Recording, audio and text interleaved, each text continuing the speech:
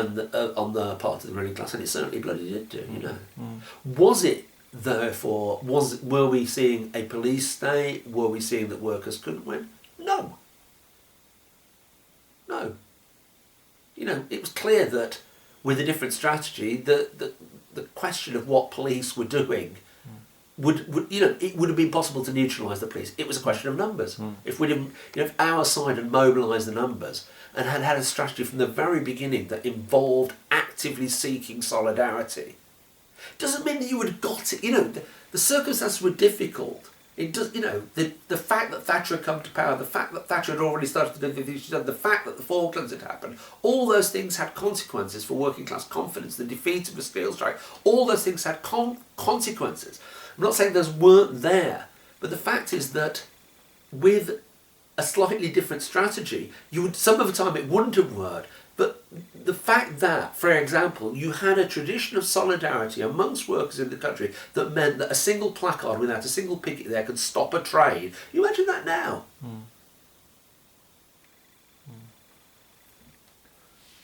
Okay. I wonder, could you put it in some perspective, really, looking back, you know, from 2015, you know, how would you place the strike, you know, looking back on it now, and the consequences of the strike, do you think? I think one of the most important things now is that you use it as an example to show what it means to you use it in defence of solidarity, defence of all the things that now the trade union bureaucracy, I mean, they were terrified of it in 1984, they're treble terrified of it now.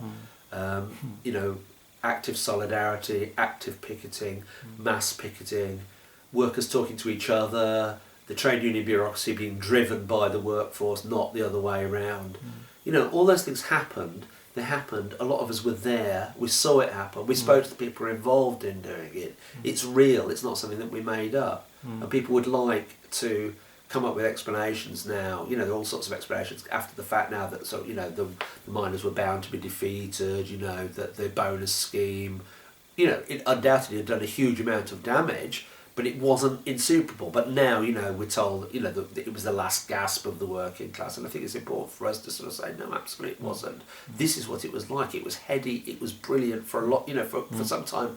It was certainly all the time. It was a vindication of the idea that workers can struggle, and even in defeat, they were magnificent. It was a cry of defiance, you know, against everything that we're seeing happen now, against, you know, corporatism, against privatisation, against, you know, the throwing of people on the scrap heap. It was an assertion of working class culture. You saw that in the soup kitchens, in the way that the women were. It was a practical example of what it means, of how women's liberation is related to working class struggle. You know, you saw this massive change from, you know, Yorkshire miner carrying topless pin-ups to this incredible struggle by the miners' wives. You saw it in the film, you know, the film that's come out recently, the way that, you know, miners who at one time might have been quite backward in their attitudes to sort of sexuality were completely won over, you know, to the fact that solidarity was being delivered to them by gay people. You know, it was a festival of the exploited and a festival of the oppressed. There's no doubt about it. It was hugely significant event. I think it's really important that we reclaim that.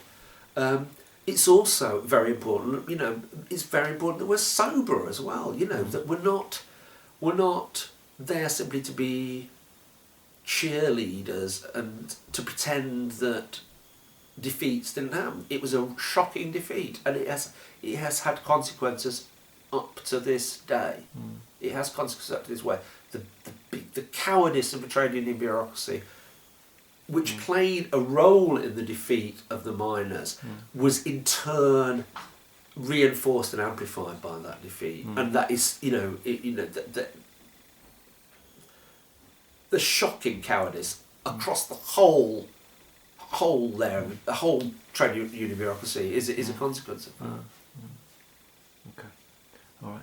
Thanks very much for that, Mike. But I mean, you know, what it does make, I mean, to finish, what it makes me feel, I'm not as active as I once was, but I have not got a single regret about any of the political positions that I've taken up.